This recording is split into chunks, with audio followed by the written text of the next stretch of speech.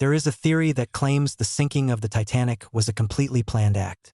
What this theory is based on is that the very owner of the Titanic, J.P. Morgan, decided at the last minute not to board, despite having announced that he would be on the inaugural voyage. The idea behind this theory is that millionaires like Morgan saw this method as a perfect way to eliminate certain wealthy passengers who opposed the creation of the Federal Reserve of the United States and make it all look like an accident. Among the targets to be eliminated were individuals like Isidor Straus, owner of the famous Macy's chain. He met a tragic end along with his wife, who refused to board a lifeboat, choosing to stay with her husband until the end. But to determine if these theories hold true, we need some context. At the beginning of the 20th century, the United States was experiencing a period of economic expansion and technological growth thanks to the Industrial Revolution. This progress transformed its industry and its worldview. The country was positioning itself as a rising global power, ready to compete on the world stage. But growth alone wasn't enough. It sought to make it clear to the world that it could lead in all areas, not just war, but also architecture, economics, industry, transportation, and even entertainment. It was an era of ambition and growth, where every advancement in any field became a statement of power to other global powers.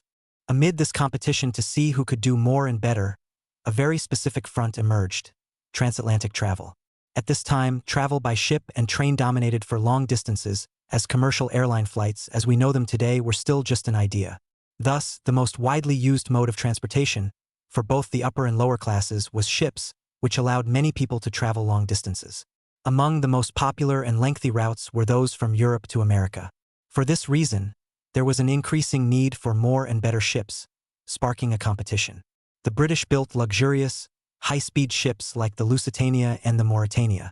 In response, an American entrepreneur named J.P. Morgan emerged, purchasing White Star Line, one of the most prestigious British shipping companies of the time, to compete in this emerging market. Morgan's goal was to dominate the North Atlantic routes, offering new and better vessels and routes to attract more customers in the passenger and cargo transportation business. He achieved this by forming a large conglomerate of shipping companies. That is, he bought several existing companies and integrated them into his corporation, where each company retained a degree of autonomy, but key financial decisions and strategic planning were made by Morgan and his executive team. From this ambition came three highly significant ships: the Olympic, the Titanic, and the Britannic, very similar ships but with slightly different purposes, promising to be the best of the best. The Olympic was built first and soon became the largest ship in the world, achieving great success on commercial routes. Later, they constructed the Titanic, designed to be even more luxurious and elevate the maritime travel industry to a new level. The problem was that, despite its many luxuries, it lacked the best safety measures in case of an emergency. When the Titanic was built, it was equipped with 20 lifeboats with a capacity for approximately 1,700 people, even though the Titanic could carry over 2,200 passengers and crew. In other words, more than 1,000 human beings had no place in case of a tragedy. This might be because, since the Titanic was designed to never sink, lifeboats were not considered necessary. As the final part of this commercial strategy, the Britannic appeared, destined to follow the same path. Now, let's move to 1912 in Southampton, England. Newspapers announced something never seen before: the arrival of the Titanic, a much larger and more advanced ship than any other, quickly dubbed unsinkable by the press and the public. Upon researching, I discovered that this ship was built with the best technology from Harland & Wolff, a company specialized in shipbuilding. The Titanic was an engineering marvel, distinguished by its colossal size and weight of over 50,000 tons. Additionally, it featured improvements in its engines, allowing it to reach a maximum speed of up to 42 kilometers per hour. So why was this ship called unsinkable? This was due to the immense confidence its design and technology inspired at the time. The term arose because the Titanic was equipped with 16 watertight compartments, sections within a ship designed to be waterproof and prevent water from entering or spreading to other areas in case of flooding. The idea behind this was that if a lower part of the ship was breached, only one section would fill with water, allowing the remaining ones to be saved due to the watertight compartments. In fact, confidence in the system was so high that it was believed that even if 5 of these compartments flooded, the Titanic would still float. After approximately 3 years of construction, it was finally ready to be launched. Newspaper and magazine articles in both the United Kingdom and the United States began describing the Titanic as a modern engineering wonder. Once its first voyage was scheduled, Brochures and posters were printed to promote the inaugural trip and the prestige of boarding the most modern ship in the world. The White Star Line leveraged its reputation in the industry to promote the Titanic as the flagship of its fleet. In April 1912, the long-awaited day arrived for more than 2,000 fortunate individuals who secured the highly coveted tickets. A first-class ticket cost £870, equivalent to over $10,000 today. This further raised expectations for the inaugural voyage of the mighty Titanic, where even the richest and most influential people were eager to enjoy what seemed like a floating luxury hotel. The weather was good, slightly cool. The sea was calm. The man in charge of the voyage was Edward John Smith, an experienced mariner who had captained several White Star Line transatlantic ships, including the Olympic, making him the perfect man for such an important journey. Pay attention, because this is important. Among the upper class aboard the ship was none other than J.P. Morgan himself. Initially, he wanted to travel on the inauguration of his ship, but at the last minute, he canceled the trip before departure, as if he knew something wouldn't go entirely right. It's said that his excuse was that he needed to stay in France to attend to some business, but we'll explore the true reasons later. With everyone aboard, the farewells at the port were filled with smiles and hugs as journalists and photographers captured every moment. No one imagined that this would be the first and last time they would see the Titanic set sail. The Titanic was scheduled to travel its route from England to New York. The planned journey included stops in Cherbourg, a port city in France, and Queenstown, Ireland, before continuing across the Atlantic and finally reaching its destination. It's worth noting that the ship carried all types of social classes, but not in the same sections. Passengers were clearly differentiated by their social status. Let's recall that the Industrial Revolution brought about a disproportionate increase between the working classes and the upper classes, which, in a way, led to a wave of classism that tainted many aspects of society, and this is reflected in the construction of the Titanic. Broadly speaking, the Titanic was divided into three classes. First class was occupied by the social elite, wealthy and influential people such as businessmen, politicians, and aristocrats. They paid a fortune for a luxurious and comfortable stay, which granted them access to large cabins, privileged deck spaces, top-tier services, and amenities like a gymnasium, smoking room, reading room, swimming pools, and personal dog walkers. Then there was second class, typically composed of middle to upper class professionals such as teachers, doctors, and merchants, who had access to good facilities but not the luxury of first class.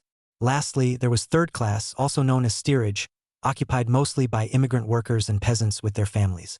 They had to share cabins with 6 to 8 people, receiving lower quality food, all clinging to the same goal, finding opportunities for a better life. But regardless of the levels, each area housed human beings with families, children, dreams, and loved ones. Among the thousands of people aboard were Isidor and Ida Strauss. Though they traveled in first class, Isidor and Ida were German immigrants, making them atypical in this social division.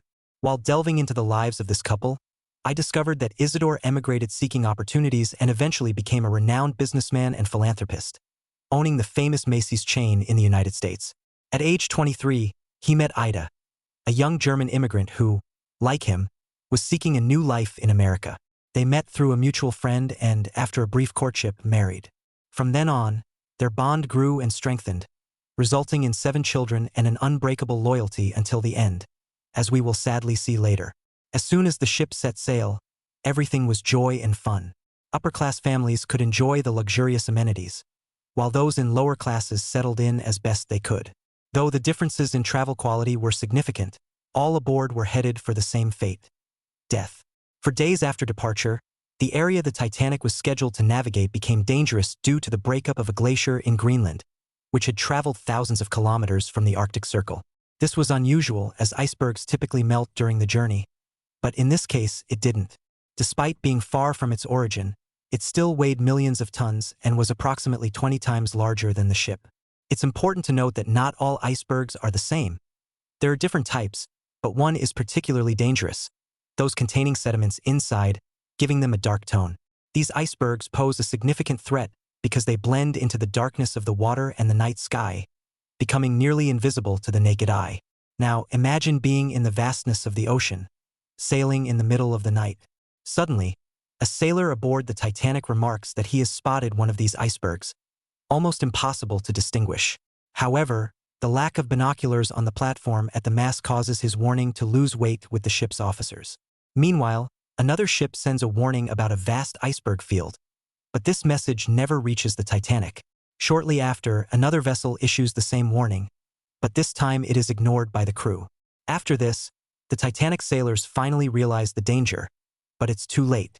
They sound the alarm with 3 bells, signaling iceberg ahead. In desperation, they call the bridge.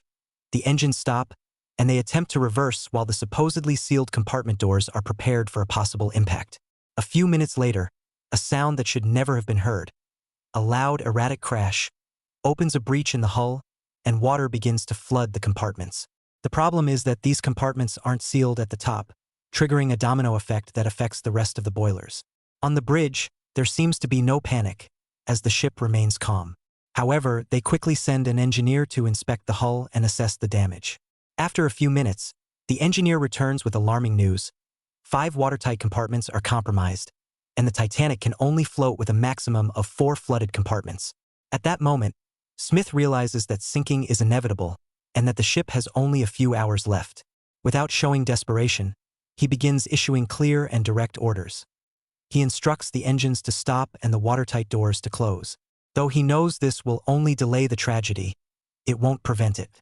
Soon, the mail room is completely flooded, and each new report paints an increasingly grim picture. With few options, the crew watches as the bow begins to sink slowly and the ship's corridors start filling with water. With hope nearly lost, they send an SOS signal to any nearby ship. The only response comes from a vessel called the Carpathia, but it is 4 hours away. The crew begins to realize that things are terribly wrong, so they decide to evacuate. But they quickly notice that the lifeboats aren't enough for everyone, and desperation to board one starts to take hold. The evacuation plan is clear: women and children first. But in reality, these women and children are only those of the upper class, as many from the lower class don't even make it to the deck alive. Let's remember that the upper class is located on the upper part of the ship, so only those who reach the lifeboat area first. Meanwhile, workers and immigrants, with their cabins in the lowest areas, are the first affected by the flooding, where many lose their lives by drowning. As the lifeboats begin to fill, more problems arise. The first officers in charge of loading people into the boats aren't sure how many can be accommodated safely. As a result, the first boats are launched with very few people aboard, some with only 12 or 20 passengers, when the safe capacity was approximately 65. Entire families are forced to separate, clinging to the false hope of reuniting. Children are torn from their parents' arms as they try to save them at all costs. Most fight for their lives, but amid this stampede of chaos and terror, we see Isidor Strauss with his beloved wife. Isidor refuses to board, wanting to give his place to his beloved and more women and children so they can be rescued. It's Ida's turn, his wife, but she tells her husband she won't board the boat unless he does. Remember this because it will be important. The minutes tick by, and the unsinkable ship reaches its most critical moment. With the stern raised vertically, people slip, falling from staggering heights, while others slide across the deck into the icy water, losing their lives from the impact or entering a state of hypothermia, a death sentence that will eventually claim them. The ship begins to creak. Its massive structure yields to the inevitable. The transatlantic's lights go out, plunging everyone into complete darkness. While up front there are screams, people struggling to reach higher areas, and others simply resigning themselves, choosing to spend their final moments in peace. Among these people, we can see mothers calming their children, the captain going down with his ship, violinists playing their last piece, and lovers like Isidor and his wife, who ultimately decided they preferred to die together rather than live a life without each other. Here we can see them in their cabin, waiting for the water to flood their lungs, embraced in a way that makes them two becoming one at the same time, together until the end, just as they had been for 40 years. And it is then that the Titanic breaks in half, vanishing into the ocean depths, taking with it the dreams and lives that had recently walked its corridors. After this, a sea of life jackets spreads across the water, accompanied by desperate screams from the pain that, like needles in the flesh, the icy water inflicts. Only a few manage to survive, clinging to pieces of wood or any structure that keeps them out of the water. The minutes feel eternal, but finally, some boats return, picking up survivors and retrieving floating bodies from the wreckage. Each life saved becomes a miracle, but each body left in the sea is a reminder of the tragedy they have just endured. Shortly after the sinking, the Carpathia arrives to receive the survivors. It manages to rescue more than 700 survivors to take them to New York. No one can believe what has happened. A general state of shock prevails, and an atmosphere of sadness takes over the rescue ship. Once the survivors are aboard, the crew begins a register of them to coordinate their return home and facilitate communication with their families. However, this identification process was marked by chaos and confusion. Some passengers' names were misspelled or left unidentified, and many initial lists mixed survivors with the missing, causing painful uncertainty for those awaiting definitive news. Once they reach land, the people who survive share their testimonies with the press and police, who begin an investigation. These survivor accounts allow us to grasp the terror experienced aboard, as well as the moving stories that emerged from the darkness.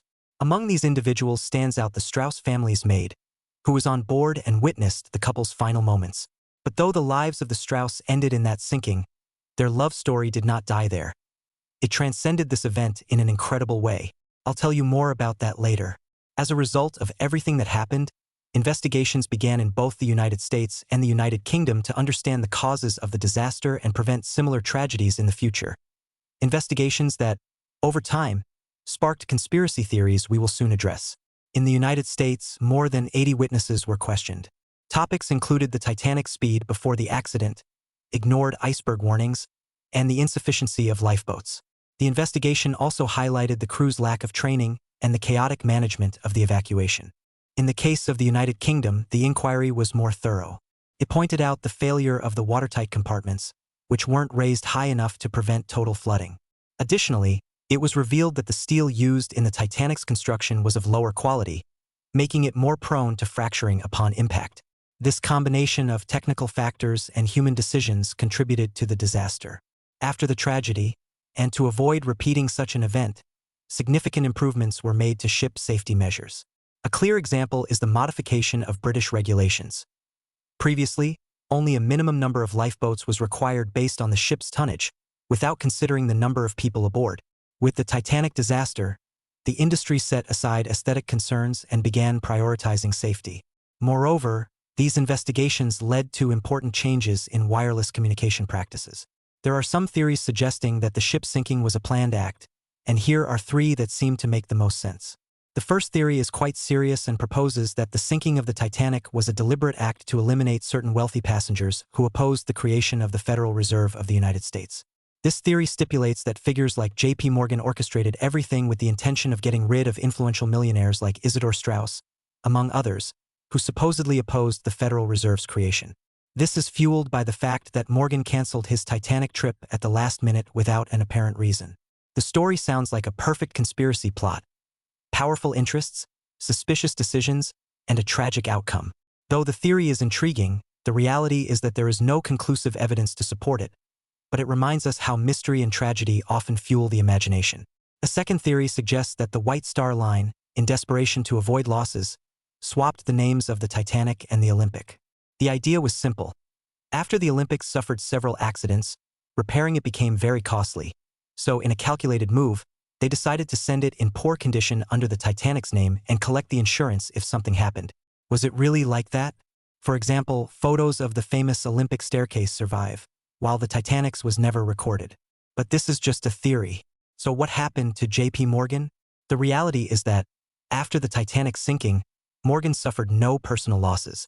Though White Star Line received financial compensation from the ship's insurance, the families of the deceased soon filed lawsuits, forcing the company to pay various compensations to the victims and their families. This, in part, led to the company losing its prominence as a maritime conglomerate and eventually merging with its rival. As for J.P. Morgan, he continued with his vast financial empire until his death in 1913, a year after the Titanic tragedy. Now, let's move on to the last theory, which is more of an extremely precise coincidence.